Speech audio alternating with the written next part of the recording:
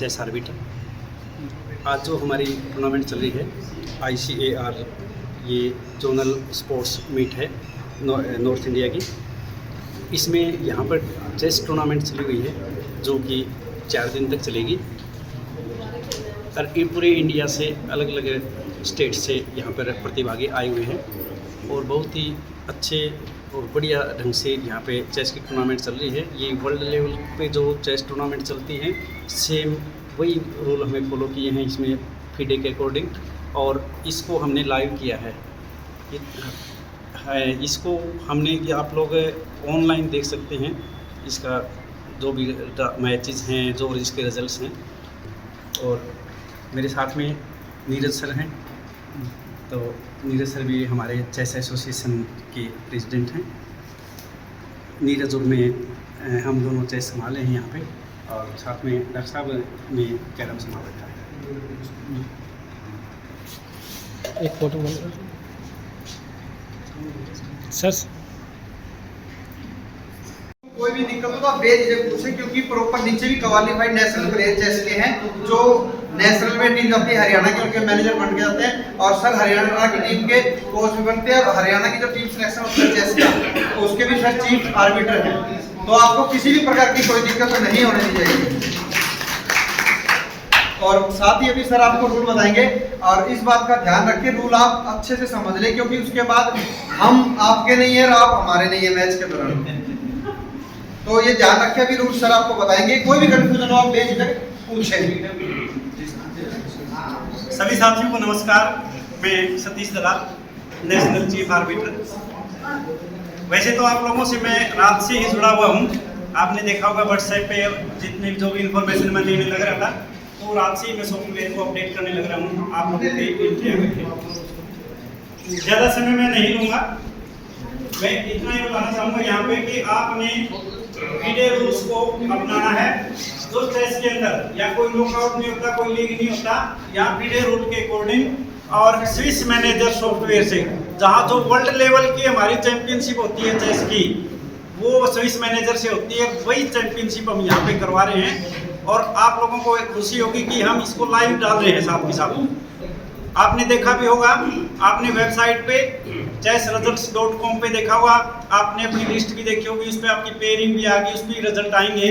तो इसको मैं लाइव बोलता हूँ कि साथ के साथ अपडेट होता रहेगा। उसमें आप लोगों को समस्या नहीं आएगी और पारदर्शिता बनी रहेगी।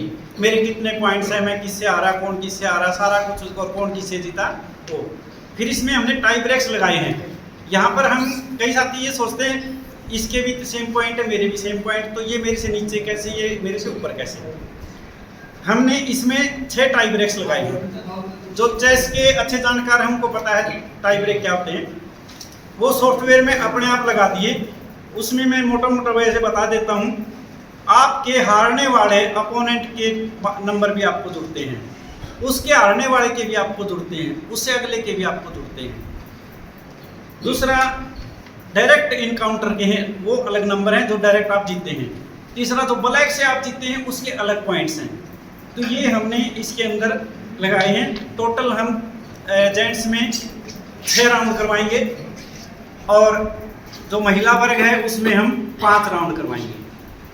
30-30 मिनट का हमारा समय रहेगा, और 10 मिनट का हमारा वॉक ओवर टाइम रहेगा। वॉक ओवर मीन्स आपका अपोनेंट अगर 10 मिनट तक नहीं आता है तो आपको विनर घोषित कर दिया जाएगा। एक और मैं आप लोगों को बताना चाहूँगा, अगर आप में से कोई साथी नेक्स्ट राउंड में नहीं खेलना चाहता, सपोज करो भाई कोई कहता मैं तो 2 राउंड हार गया, मैं नहीं खेलना चाहता, तो आपको हमें इन्फॉर्म करना होगा ताकि इसमें पारदर्शिता बनी रहे। नहीं तो अगले वाला फ्री में जीत जाएगा और जो सही खिलाड़ी है वो आगे नहीं जीत पाएगा।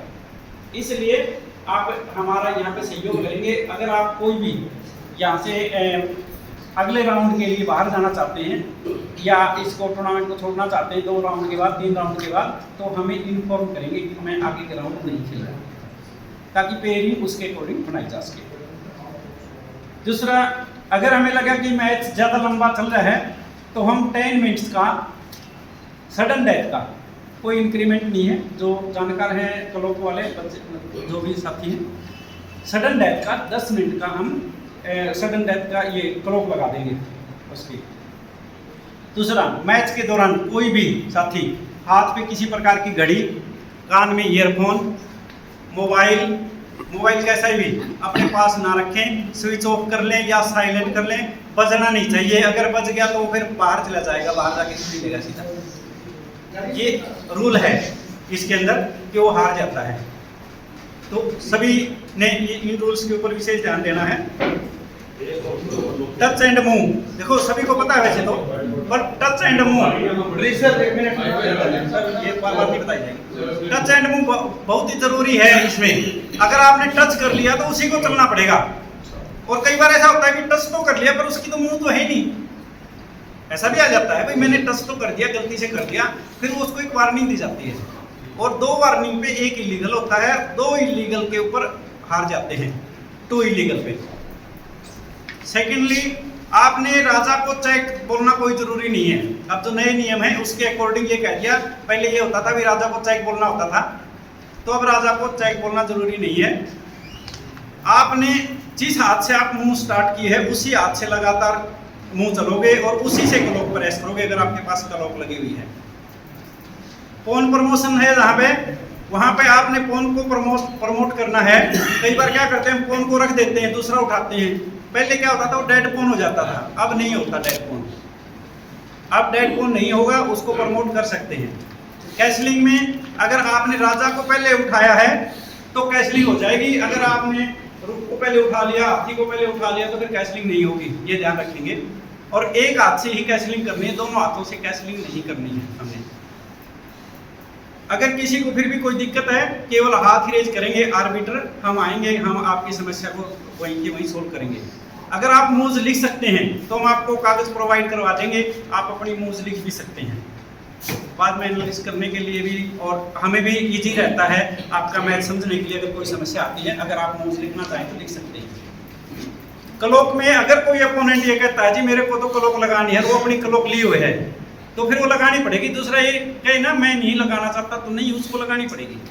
क्लॉक लगेगी ब्लैक के अकॉर्डिंग, ब्लैक जोन सी साइड ये बोलेगा मेरे को राइट साइड इजी है या लेफ्ट, तो उसके अकॉर्डिंग क्लॉक लगेगी इसमें। दूसरा, कोई भी खिलाड़ी किसी दूसरे खिलाड़ी का की तरफ नहीं तो वार्तालाप करे, न बात करे, न उसके किसी प्रकार का हेल्प करे। टोटली फीडेड टूर्नामेंट के अकॉर्डिंग हम ये करवा रहे हैं। एक, जब तक आपकी क्लॉक प्रेस नहीं होगी, आपने मुंह से क्लॉक प्रेस की नहीं, क्लॉक आपकी मुंह है, उसके दौरान अगर दूसरा अपना पीस चल देता है तो इलीगल है, क्योंकि बारी उसी की क्लॉक चल रही है, उसका टाइम चल रहा है। ये छोटी छोटी चीजें हैं, ये आपने नोट करनी है।